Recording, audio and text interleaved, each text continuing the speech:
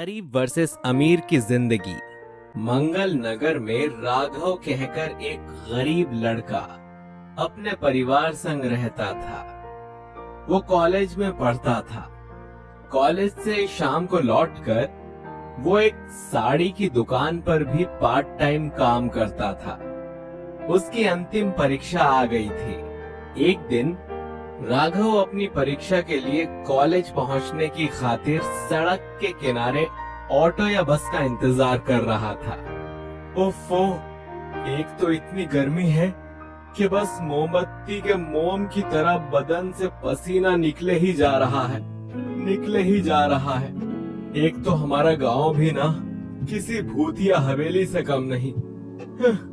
हे ऊपर वाले, परीक्षा में पहुंचने के लिए सिर्फ आधा घंटा बचा है, कुछ तो करिए भगवान। तभी राघव को सड़क के सामने से एक खूबसूरत स्टाइलिश कार आते हुए दिखती है।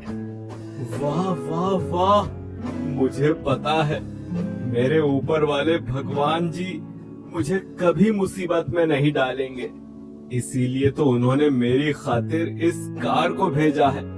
राघव सड़क के बीच आकर हाथ हिलाते हुए कार को रोकने का इशारा करता है। उस कार में रहेजा नामक एक अमीर आदमी, उसकी बीवी शिवानी और उसका छोटा बेटा गोलू रहते हैं। रहेजा कार रोककर गुस्से से बाहर निकलता है। ओह सॉरी साहब, वो दरअसल मुझे ना कॉलेज पहुंचना है जल्दी से। पिछले 2 घंटे से बस या किसी और वाहन सुविधा का इंतजार कर रहा हूँ, लेकिन मेरा नसीब ही फूटा है। आप आ गए भगवान के रूप में। अब क्या आप प्लीज मुझे कॉलेज तक छोड़ सकते हो प्लीज?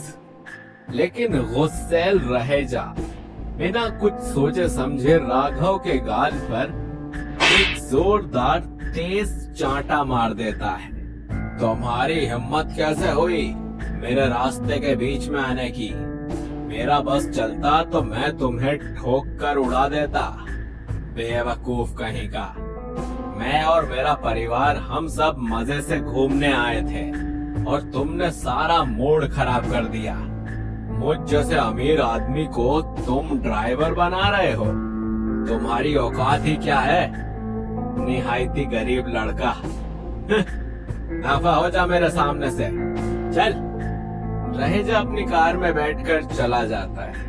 वही बेचारा राघव उदास होकर पैदल ही अपने कॉलेज की ओर निकल पड़ता है। जैसे तैसे परीक्षा को 1 मिनट रहते ही राघव परीक्षा कक्ष में पहुंच जाता है और ठीक से परीक्षा का पेपर दे देता है। वही रहेजा और उसका परिवार दोनों जंगल में घूमते हैं। रहेजा की बीवी कहती है, वाओ, कितना खूबसूरत नजारा है। यहाँ की हवा में कितनी ताजगी भी है। Best place. हाँ शिवानी, यू आर ग्रेट। पापा पापा, आप खुद ही कहते हो ना कि आप मेरे सुपरमैन हो, तो चलो इस पेड़ पर टंगे हुए फूलों को तोड़कर दो मुझे। चलो चलो। ओह, लेकिन बेटा ये फल क्यों? हम ब्रांडेड फल खाएंगे ना घर जाकर। नो पापा, मुझे यही फल खाने हैं। प्लीज पापा। अब चढ़ भी जाओ ना। बहुत चुल मची थी ना खुद को सुपरमैन कहलाने की। अब बनो बंदर और तोड़ो फल।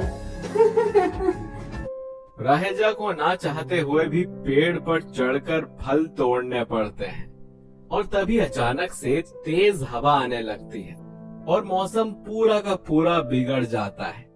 इतनी तेज हवा चलती है कि उस हवा के झोंके से पेड़ पर बैठा रहेजा भी उल्टा होकर जमीन पर गिर पड़ता है।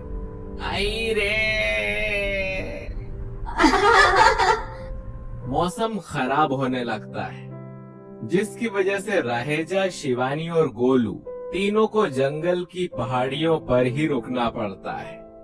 आज रात हमें इस पहाड़ी पर ही निकालनी होगी, क्योंकि तूफान किसी भी वक्त आने वाला है और ऐसे में घर वापस जाना और वो भी कार में बहुत डेंजरस साबित हो सकता है। अरे अकल के अंधे हो क्या आप? हम रहेंगे कहाँ?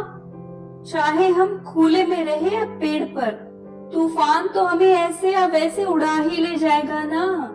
तभी उन्हें वहां पास में ही एक झोपड़ी दिखाई देती है और वो लोग वहां जाते हैं। और किस्मत का खेल देखो, जिस राघव को राहेजा ने सुबह चांटा मारा था उसी की वो झोपड़ी होती है। अरे साहब, आप यहाँ आइए आइए, जल्दी से अंदर घुस जाइए, हवा तेज चल रही है, बारिश आ जाएगी अभी। राघव एक पल के लिए भी नहीं सोचता और उन्हें घर के अंदर ले लेता है। राघव के माता पिता राहेजा और उसके परिवार को अलाव जलाकर उसके सामने खाना खिलाते हैं। राघव की इस इंसानियत को देखकर राहेजा को काफी शर्मिंदगी महसूस होती है। मुझे माफ कर दो भाई, मैंने बिना सोचे समझे तुम्हें चांटा मार दिया, इतना भला बुरा कहा और तुमने एक पल के लिए भी नहीं सोचा। तुम चाहते तो हमारी मदद नहीं करते। मैं गलत था जो गरीब और अमीर में फर्क किया। गरीबों में ही सच्चा दिल होता है। आपको एहसास हुआ, वही बहुत है। अब इतना सेंटी नहीं होते और एक दूसरे के गले लग के ये हलवा पूड़ी खाते हैं, ठंडी हो जाएगी वरना। सभी हंसते हैं और इस तरह गरीब राघव और अमीर राहेजा दोनों एक दूसरे को गले लगाते हैं। राहेजा उसके बाद पूरी तरह से बदल जाता है। वो गरीबों की मदद करता है और खुशी खुशी रहने लगता है।